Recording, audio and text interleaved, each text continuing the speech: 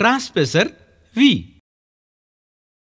जदि केवल metre dose inhaler जरिया निश्वास नेबारे आराम अनुभव न हुए आपणको डाक्तर एक स्पेशल उपकरण पई परामर्श देई पारंती। ट्रांसप्रेशर V मीटर डोज इनहेलर पई एक संजोग होई पारुथबा भली उपकरण एवं एथिरे एक धरी रखिबा भली जागा थाए जेउठारे मेघ सदृश एरोसोल संग्रहित होई किछि समय पई रखा जाई थाए।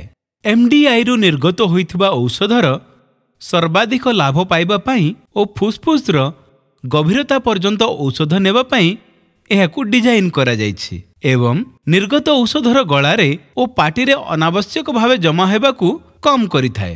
चलंतु एबे ट्रांसप्रेशर V कू बुझिबा आरंभ करिबा। एहार चारोटी अंश अछि। माउथपीस सुंघिबा जगह बा इनहेलेशन चैम्बर, MDI होल्डर, काढ़ी हेउथिबा भली सिलिकॉन भाल्व,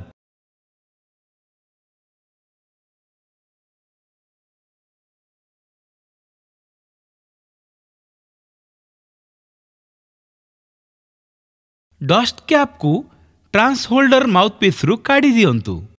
ट्रांसहेलर को भल भावे हलांतु। ट्रांसप्रेशर V रो MDI धारणकारी भितरे दृढ़ भावरे ट्रांसहेलर को रखंतु। नाक देई निश्वास छाड़ंतु।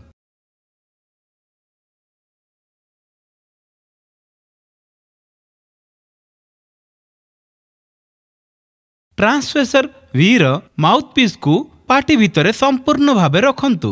निज ओठ सहायरे शक्त भावरे घोड़ाई दियंतु जद्वारा एहा भल भावरे बंद करी हेबो एवं दर्शा जाइथिबा भली मुंडटी को सामान्य बंकाई रखंतु।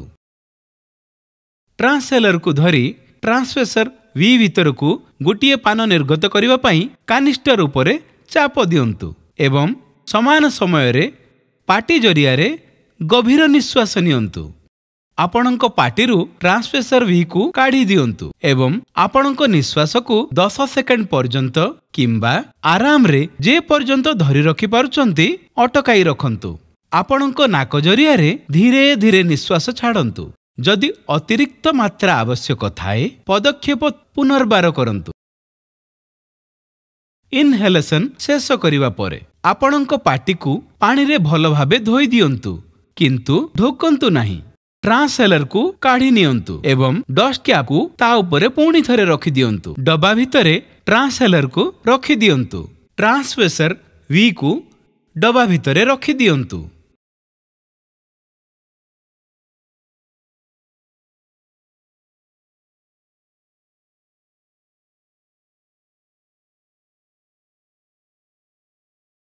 जदि किछि समय परे आपण अधिक काशिबा किंबा छिंकिबा समय रे असुविधा अनुभव करंती तेबे आपण भाल्व को व्यवहार करिबा पूर्वरु काढ़ी देई पारंती।